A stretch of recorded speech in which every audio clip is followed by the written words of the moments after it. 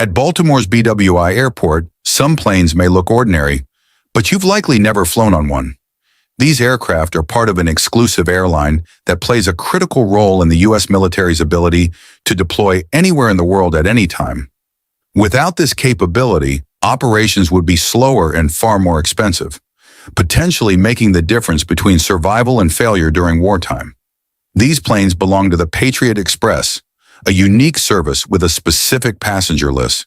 Civilians aren't allowed on board because the Pentagon prioritizes its missions. Instead, the flights cater to service members on leave, traveling between bases, or undergoing a permanent change of station, PCS.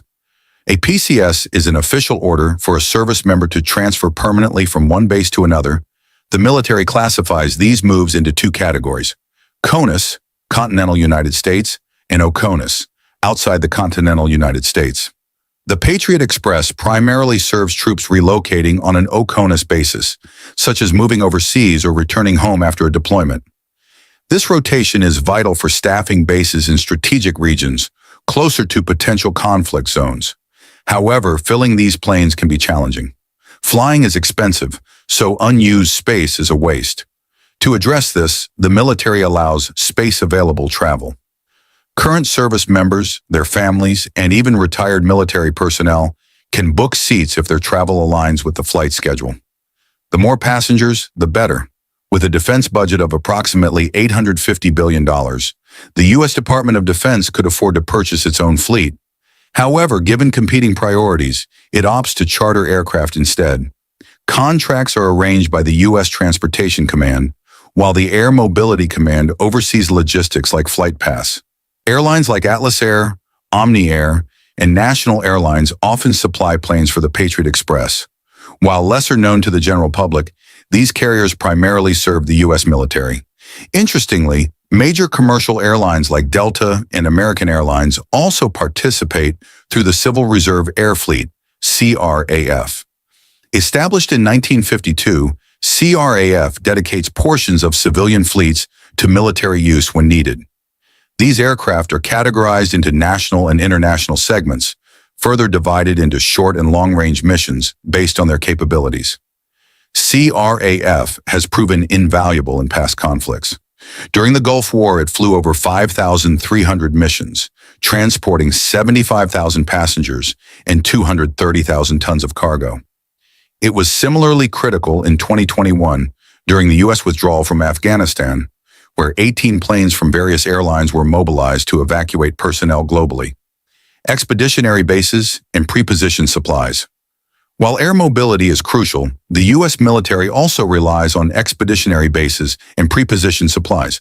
For example, Basic Expeditionary Airfield Resources, BEAR, provide temporary airfields complete with runways, taxiways, and shelters. These facilities support unassigned aircraft and house hundreds of troops. The Army complements this effort through its Pre-Positioned Stocks, APS program, which stores equipment, including tanks and other essentials, at strategic locations worldwide. There are 5 APS sectors across 7 locations, ensuring rapid deployment in emergencies. Despite these strengths, the Navy faces significant challenges. The Military Sealift Command, MESC, responsible for transporting equipment, fuel, and supplies via sea, operates 125 ships daily. Additionally, the Ready Reserve Force, RRF, established in 1977, maintains 48 cargo ships for surge capacity. However, recent assessments reveal that only 40% of the RRF is mission-ready, raising concerns about logistical readiness. Compounding the issue is the declining U.S. merchant fleet. In 2000, the U.S. had 282 ships capable of carrying 1,000 gross tons or more. By 2024, that number dropped to 185. Aging vessels and limited shipbuilding capacity exacerbate the problem. In the Indo-Pacific region, where tensions with China are rising, distance poses a significant challenge. The U.S. military refers to this as the tyranny of distance. To counteract this, planners are establishing new bases in areas like Palau, Midway Island, and the Marianas. Additionally, the U.S. is exploring the acquisition of foreign commercial ships and incentivizing domestic shipbuilding through executive orders aimed at revitalizing the maritime industry. Logistical security is a cornerstone of national security. While the U.S. military possesses advanced technology and equipment, its effectiveness hinges on the ability to rapidly move troops and materials.